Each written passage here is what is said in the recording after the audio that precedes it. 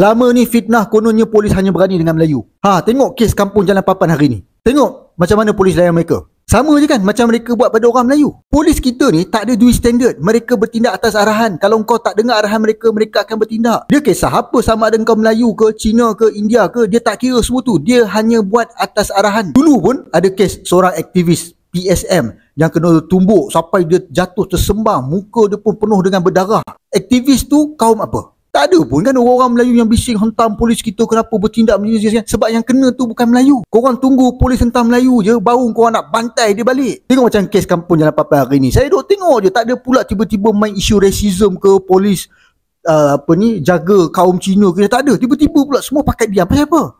Sebab yang kena tu bukan kaum kamu kan. Orang politik kita pun diam habis. Yang Melayu tu lah, tak ada kepentingan politik untuk mereka. Jadi benda tu tak boleh jadi viral. Saya buat video ni sebab saya nak pertahankan polis kita. Sebab kalau kita tak ada kepercayaan pada polis kita, hancurlah negara ni. Saya nak tanya terutamanya pada Ultra Melayu. Apa pandangan korang dalam kes ni?